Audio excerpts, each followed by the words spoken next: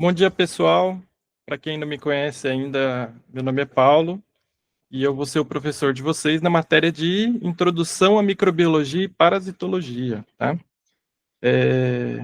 Então, essa matéria de Introdução à Microbiologia e Parasitologia, o que ela vai trazer, né? Qual que é a importância dela para o nosso curso? Na verdade, ela busca relembrar algumas coisas, alguns conceitos que provavelmente vocês já ouviram por cima, ou talvez até de uma maneira mais profunda, no ensino fundamental e médio, né, temas da biologia, né, a constituição dos seres vivos, do que os seres vivos são formados, os micro-organismos que nos cercam, né, e a relação deles com os seres humanos na causa, na origem de várias patologias, tá? Então, qual que vai ser nosso plano de ensino? Nessa primeira aula eu vou trazer uma introdução, tá? Depois, na segunda, a gente vai falar sobre citologia, que é o estudo das células. Na terceira, bacteriologia, sobre as bactérias. Na quarta, micologia, sobre os fungos. Na quinta, eu coloquei aqui como uma prova, né? A gente pode fazer alguma forma de avaliação, para ver como que vocês estão absorvendo o conteúdo. Na sexta aula, a virologia, falar sobre vírus. Na sétima, sobre protozoários. Na oitava, sobre os eumintos, né? E na nona aqui, essa atividade eu vou trocar por uma aula para a gente falar sobre parasitas animais mesmo. E a décima a gente passa uma segunda atividade de avaliação, beleza? A média, então, das notas a gente vai calcular aí de acordo com o desempenho do pessoal nas duas atividades, tá ok? E aí, vamos falar então da origem da palavra, né? Microbiologia. Da onde que vem? Então, microbiologia, ó, vem de a união de várias palavras do grego, que micros significa pequeno, bio significa vida e logos significa estudo. Então, a microbiologia é o estudo das vidas pequenas. Nesse caso, vidas que a gente chama de microscópicas, né? Muito, muito, muito pequenas. E principalmente aí a gente vai estar falando de vírus, bactérias, protozoários e fungos, aqueles que são microscópicos, né? Tem os fungos que são maiores. Então, é a ciência que vai estudar os micro-organismos, tá? Então, esses que eu falei para vocês. E a parasitologia? Então, parasitos é uma palavra do latim que significa parasita e logos, estudo, tá? Então, a parasitologia é o estudo dos parasitas, beleza? Que aí, na verdade, a parasitologia já pega parte dos animais mesmo que parasitam, no nosso caso, os seres humanos, tá? E aqui, só para vocês terem uma ideia do que a gente está falando, né? Então, qual que é a dimensão desses seres que a gente vai estudar nessa matéria? Veja só, aqui tem como se fosse uma régua, tá? Uma escala, e aqui, ó, a gente está falando de quilômetros na maior dimensão, e na menor a gente está falando de décimo de nanômetro, tá? Então, aqui a gente tem, por exemplo, um dos maiores seres vivos que existe, que é uma sequoia gigante, que tem quase 100 metros. A baleia azul, que tem ali entre 10 e 100 metros, né? Então vai ter seus 50 metros mais ou menos de comprimento. O ser humano, que tem entre 1 e 10 metros, por volta de 1,70, 1,80, né? Depois, diminuindo aqui na escala, entre 1 e 10 centímetros, a gente vai ter um pássaro aqui, o colibri, né? Depois, entre 1 milímetro e 1 centímetro, a gente tem as ovas de peixe aqui, né? Quem já comeu caviar, né? Já viu como é que é. Tudo que está dentro dessa seta azul são coisas que são visíveis a olho nu. A gente consegue ver, sem o uso de nenhum tipo de lente de aumento, tá? Daqui para baixo, veja só, a gente tem entre 100 micrômetros e 1 milímetro. O que é um micrômetro? Então, você pega 1 milímetro e divide por 1000. Aí você vai ter um micrômetro, tá? E aqui a gente vai precisar do uso de microscópio óptico para ver, né? Que é o que está dentro dessa seta amarela. a gente vai ter as células, tá? Aí, descendo um pouco mais, entre 1 e 10 micrômetros, a gente vai ter as bactérias, o cloroplasto, que é uma organela das células, tá? Mas dá para descer mais ainda, tá? E aí, ó, aqui já é para baixo do micrômetro, a gente vai entrar numa escala chamada nanômetro. Nanômetro é assim, muito pequeno, né? 1000 vezes menor do que o micrômetro. Então, imagina, uma coisa minúscula. E aí, nessa escala, só usando microscópio eletrônico para a gente conseguir enxergar, né? Então, a gente tem os vírus, as proteínas, os lipídios, até chegar na molécula, né? Que é objeto da química, e os átomos, que são o que forma toda a matéria, né? Mas, enfim, a gente vai estar aqui, ó, entre vírus até célula, é o que a gente vai ver nessa matéria, beleza?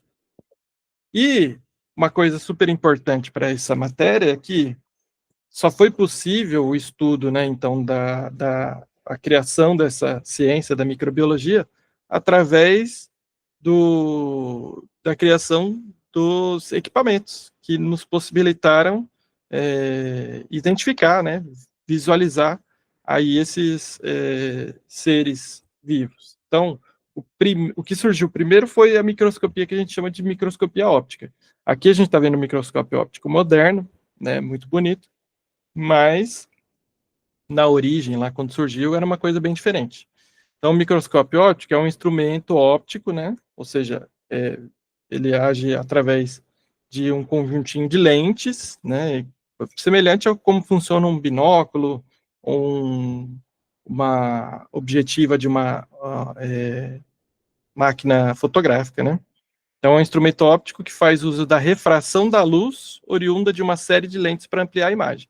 Então, tem que ter uma fonte de luz que vai atravessar esse conjuntinho, vai atravessar o objeto, né, que quer ser visualizado, e aí essa luz vai penetrar por uma objetiva, um conjuntinho de lentes, e vai ampliar essa imagem para chegar no nosso olho. Tá? Aí tem ajuste de foco, enfim, mas basicamente funciona dessa maneira, beleza? E aqui, ó, a gente tem exemplo de algumas imagens capturadas por microscópio óptico, né? Então, a gente consegue ver que ampliou aqui em 200 vezes a imagem, tá? Aí a gente consegue ver algumas estruturas que são aí, ó, da casa dos micrômetros, tá?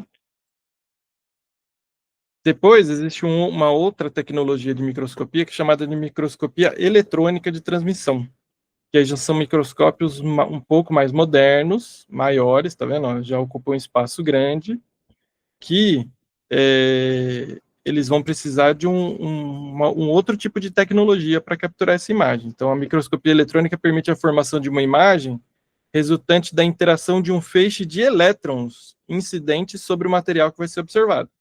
Então, não é a luz propriamente que está sendo usada, são os elétrons que vão incidir sobre a estrutura e depois o microscópio vai organizar isso de uma forma visual para a gente poder enxergar. Então, o microscópio eletrônico ele apresenta um poder de resolução potencialmente superior ao de luz, atingindo valores inferior a 1 nanômetro, né? Aqui, como exemplo, a gente consegue ver as estruturas de uma maneira bem maior, tá? Aí você fala, olha, mas ainda não estou conseguindo enxergar bem isso daqui, viu? Ainda não está com uma resolução bacana, fica meio complicado. E aí existe o microscópio eletrônico de varredura, que é uma evolução do anterior. E olha só o tipo de imagem que ele consegue formar, né? Então aqui a gente tem algumas células que formam o sangue, né? Glóbulo branco, glóbulo vermelho, as plaquetas. Olha como consegue ver bem grande. E aqui a gente tem um ácaro. Parece que está tirando uma selfie, né? Esse ácaro aqui, grandão. Dá para enxergar bem, ver os pelinhos do ácaro aqui, ó. Coisa mais horripilante, né? E, então, como que surgiu a microbiologia e a parasitologia? Né? Vamos falar um pouco do contexto histórico que trouxe para a gente essa ciência, tá? Então, no século XVIII, aliás, XVIII não, entre os séculos XIII e XV, alguns filósofos que tinha na época já trouxeram à tona a possibilidade, a hipótese de que várias doenças seriam causadas por seres invisíveis, tá? Nessa época era muito comum, existia uma teoria que era predominante, que era a teoria dos miasmas. Então, os miasmas era como se fosse um mau cheiro ou uma coisa que flutuava no ar e transmitia as doenças, que entrava pelas narinas, né? Então, inclusive, quem gosta de assistir filme ou ver alguma coisa da época, vai ver aquelas pessoas com uma máscara, com bico comprido, né? Que eram os médicos da época, né? Eles usavam aquilo que era com a intenção, naquele bico eles colocavam ervas e outras coisas para filtrar o ar, porque quando eles respirassem, eles não iam ser contaminados pelos miasmas, né? Mas alguns filósofos, alguns pensadores imaginavam que existiam alguns seres invisíveis que transmitiam doenças de uma pessoa para outra. Na época era muito mais comum doenças, as pessoas conseguiam identificar muito mais doenças transmissíveis, né? Imagina. Na época não se tinha ideia nem do que era uma pressão arterial, então, ou uma diabetes, né? Então, era a diabetes até que ainda eles conseguiram identificar pelos sintomas e pela urina que existia diabetes, mas, por exemplo, a pressão arterial, né? E raramente as pessoas viviam tempo suficiente para desenvolver esse tipo de doença, né? Então, elas acabam morrendo de doenças contagiosas, e a maioria dessas doenças causadas por algum tipo de micro-organismo, mas que, como não existia nenhuma comprovação científica de que existia esse micro-organismo, essas pessoas acabavam ficando desacreditadas, né? Então, ninguém levava a sério o que elas falavam. E aí, em 1590, uma pessoa chamada Zacharias Jansen, ele desenvolveu um equipamento que mudou aí, né? Conseguiu trazer uma inovação muito grande para o campo da biologia. Então, a história da biologia celular está ligada ao desenvolvimento tecnológico que tornou possível o estudo da célula, né? Então, a biologia celular nada mais é o ramo da biologia do que estuda células. Então, assim, os primeiros estudos no campo da biologia celular só foram possíveis depois da invenção do microscópio em 1590 pelo Zacharias Jansen, tá? Depois, em 1674, uma outra pessoa, o Anthony van Leeuwenhoek, tá?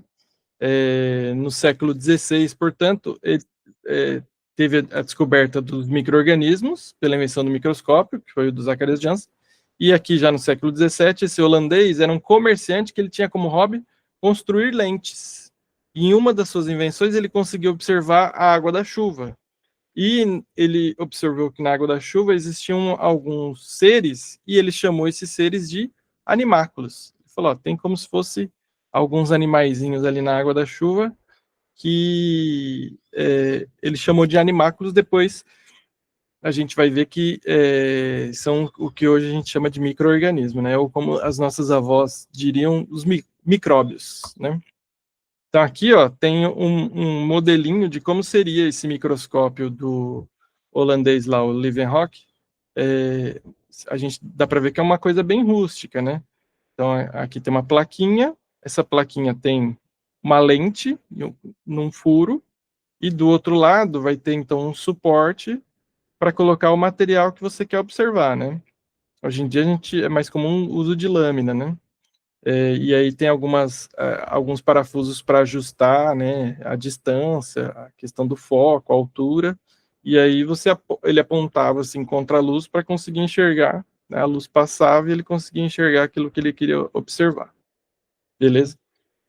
E aí vem a pergunta, né? Então, esses animáculos, né, esses micro-organismos, de onde que eles vêm? Onde que eles surgem, né? E aí, nessa época, era muito forte uma teoria chamada teoria da geração espontânea, ou vocês também vão encontrar em livros de biologia, teoria da abiogênese. O que dizia essa teoria, né? Tá, a geração espontânea era uma teoria que considerava que era possível a formação espontânea de alguns seres vivos a partir de matéria orgânica ou de matéria inorgânica ou de uma combinação das duas. Então, essa teoria era para quê? Para explicar o surgimento de algumas espécies de determinados organismos, em especial os vermes, os insetos, que surgiam em matéria orgânica que estava lá apodrecendo, mas também vegetais e algumas espécies de mamíferos, répteis e peixes. Então, essa teoria não era sobre seres humanos ou outros animais mais conhecidos. Mas, por exemplo, eles acreditavam que um micro-organismo podia surgir, não que do nada, né, mas de um punhado sei lá, nem um micro-organismo, porque eles também não acreditavam, mas na ideia deles é assim, se eu tivesse uma comida que eu deixasse lá estragando, ia surgir verme nessa comida de maneira espontânea. Aqueles bichinhos que aparecem na comida, ele não é que ele surgia de algum lugar, ele surgia da própria comida, a própria comida que gerava. Vocês sabem que até hoje tem algumas pessoas que erroneamente acreditam que isso é verdade, que é um fato, né? Ou, por exemplo, se uma pessoa morre, surgem vermes que vão comer a carne dessa pessoa, da própria pessoa, do nada, assim. Isso não é real, tá? Então, por exemplo, na época existia uma fórmula que era uma fórmula para criar rato. Então, você misturava roupa usada com feixes de trigo e deixava repousar num frasco aberto por 21 dias, que então eles acreditavam que dessa mistura iam surgir novos ratos. E na verdade a gente sabe que não, né? O que vai acontecer é que os ratos vão vir de fora para se alimentar do que tem naquela mistura ali, e daí vão surgir os ratos, né? Mas enfim. Então, ó, fizeram primeiro um experimento, né, para saber se era real essa teoria, né? Então, por exemplo, a gente tem um frasco aberto com um pedaço de carne, e aí o que acontece? Esse frasco aberto permite que as moscas depositem ovos nessa carne em decomposição, e aí desses ovos dessa mosca é que vão surgir as larvas depois de alguns dias. Então não é que as larvas surgem da carne que está estragando, elas surgem das moscas, né? Eles são filhotinhos de mosca. Essas larvinhas nada mais são do que as moscas filhotes, que depois, quando crescerem e se desenvolverem, vão virar essas mosquinhas com asa, né? Se a gente pega esse mesmo frasco e em vez de deixar ele 100% aberto, a gente cobre com uma gaze aqui, ó, e essa gaze vai impedir as moscas de entrar, os ovinhos vão ficar aqui na gaze e não vão chegar na carne. E aí, ó, o que acontece? A carne estraga, ela apodrece, ela entra em decomposição, porém, não surge larva, né? Então, a gaze impede que as moscas depositem os ovos na carne, e esse frasco permite a entrada do ar e a carne vai estragar, tá? Do mesmo jeito, se o frasco tiver fechado hermeticamente, né? Selou a tampa, a mosquinha não entra, no máximo ela vai conseguir pôr o ovo aqui na tampa e a carne vai se decompor do mesmo jeito. E aí, ó, que interessante. Você vê que nos 3 casos a carne se decompôs, né? Então a gente já sabe que a larva, que é esse animal grande, ela depende da mosca pôr o ovo para surgir.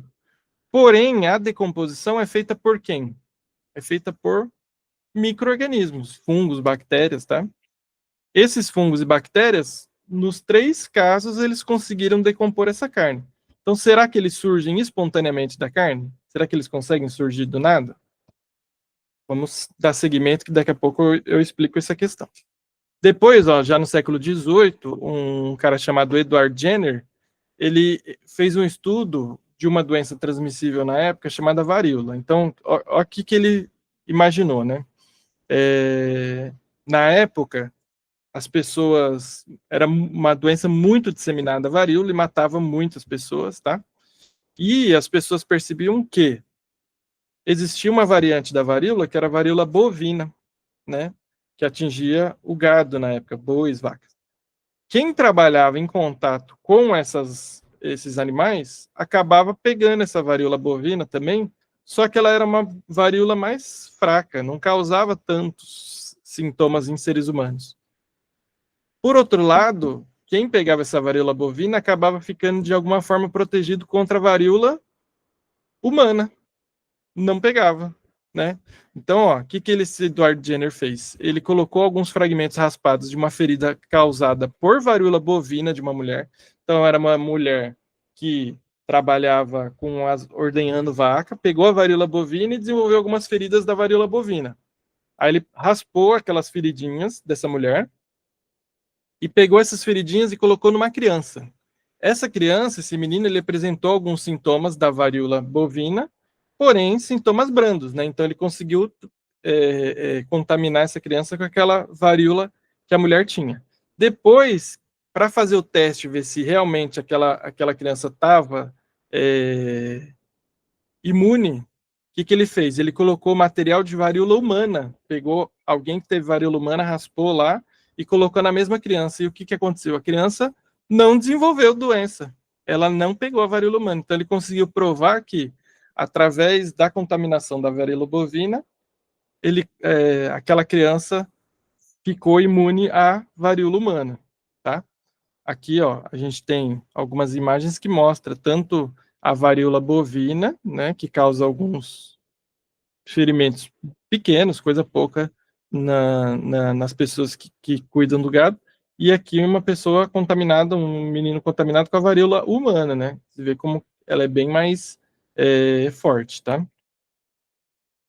E aí eu vou mostrar esse videozinho que explica que através disso, esse Edward Jenner desenvolveu uma técnica chamada de variolação.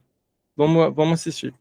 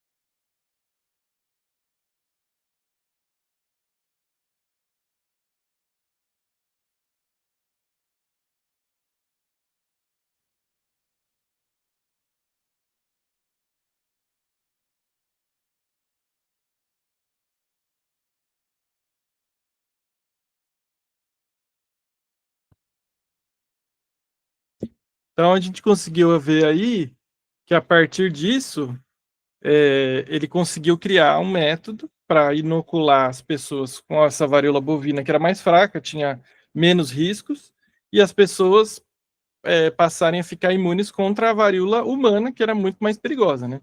E aí, dessa variolação que ele criou, surgiram, com o desenvolvimento da ciência, outras técnicas para outras doenças, e surgiu o que a gente chama hoje de vacina, né?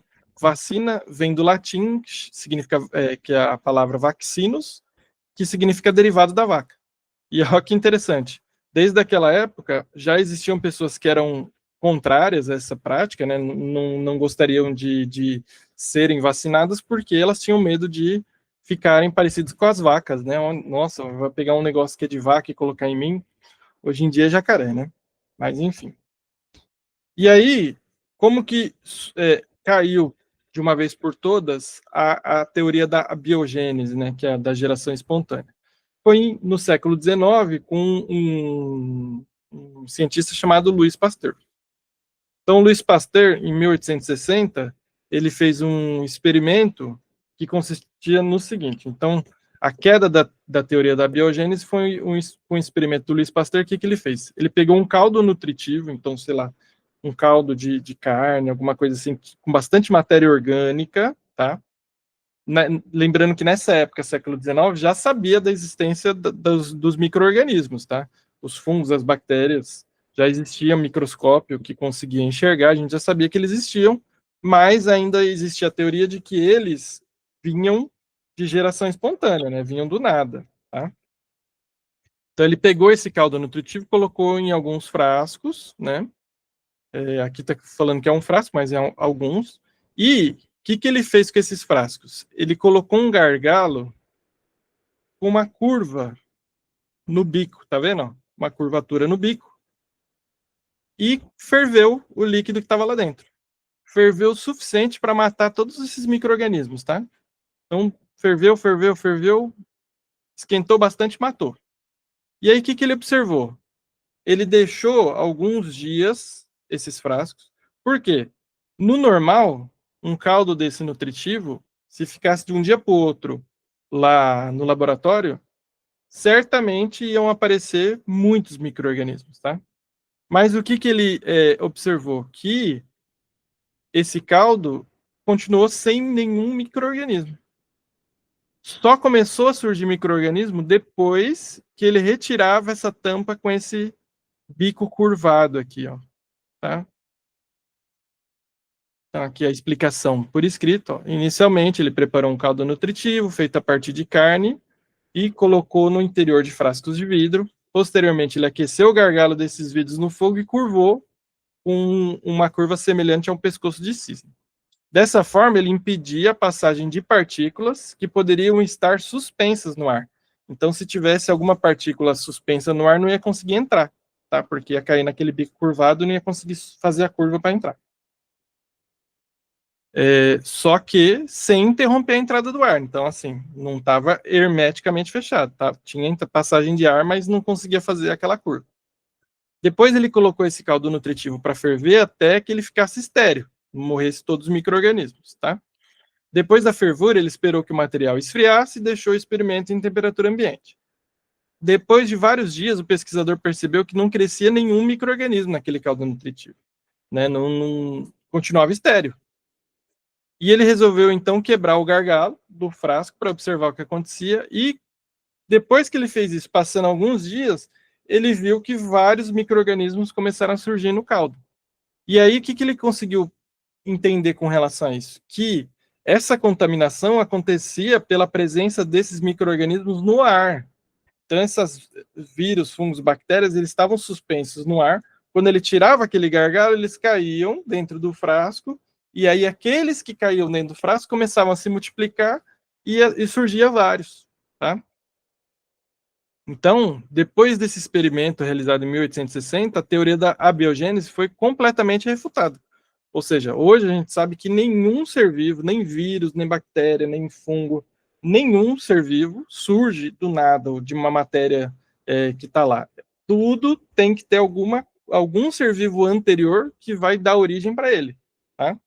Então, uma bactéria ela só surge a partir de uma outra bactéria que se reproduz. Um fungo só surge a partir de um outro fungo que se reproduz, assim como o ser humano só surge de um outro ser humano que reproduz, não é a cegonha que traz, tá bom?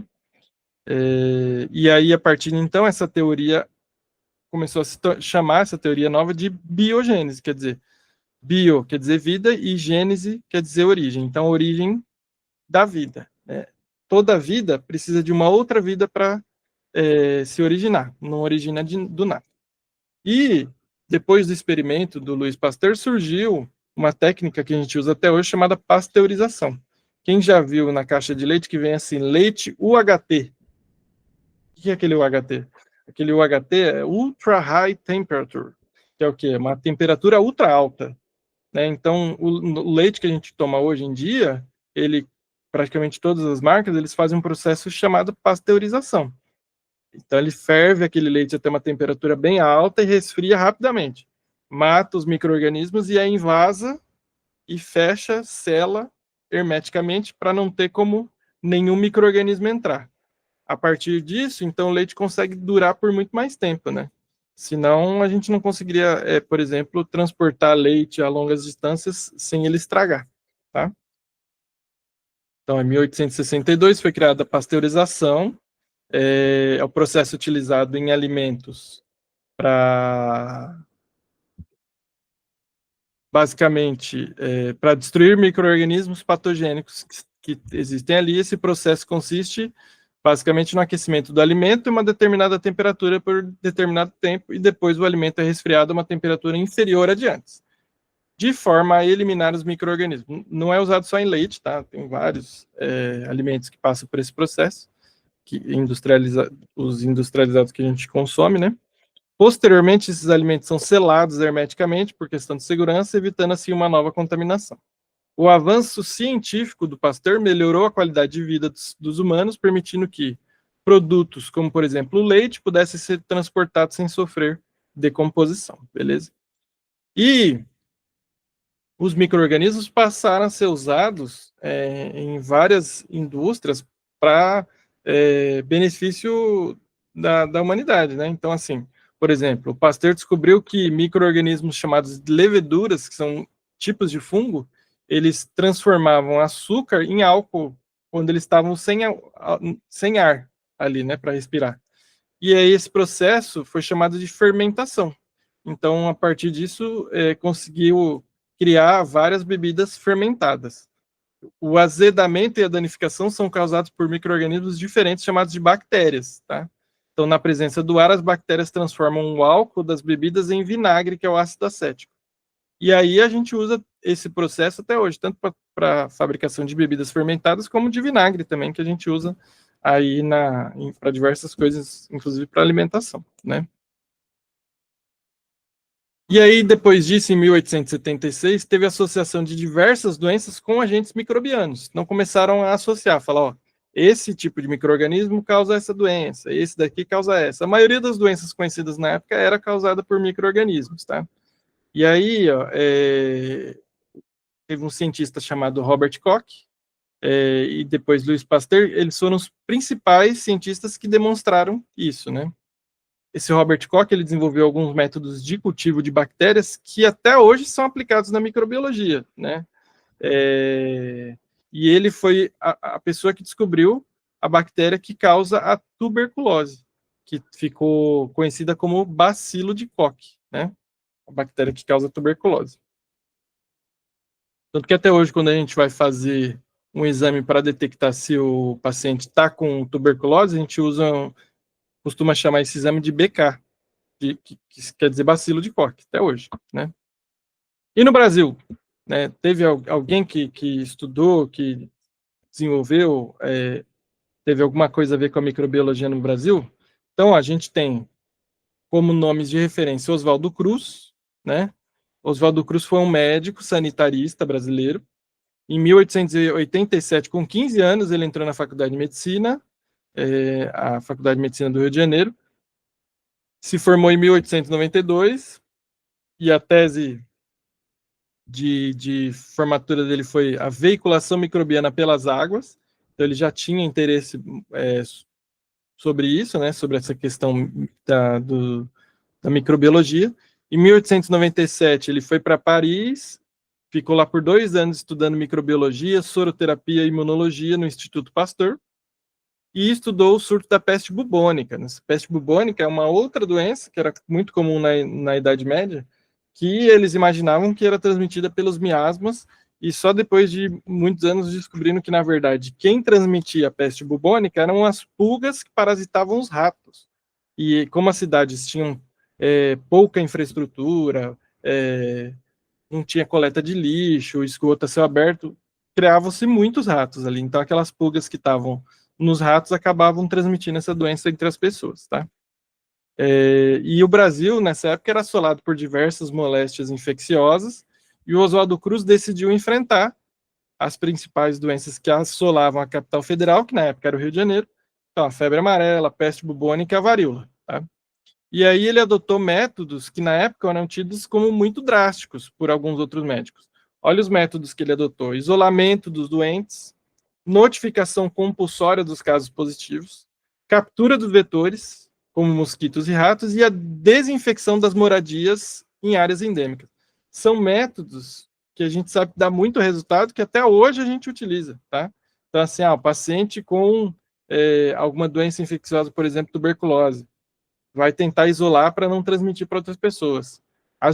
Notificação compulsória dos casos positivos, quer dizer, como que o governo vai saber se está tendo muita doença ou não, se não for notificada essa doença, tá? A captura dos vetores, até hoje a gente corre atrás de combater foco de mosquito da dengue, para quê? Porque o mosquito da dengue transmite várias doenças aí, para a gente tentar se livrar dessas doenças, tá?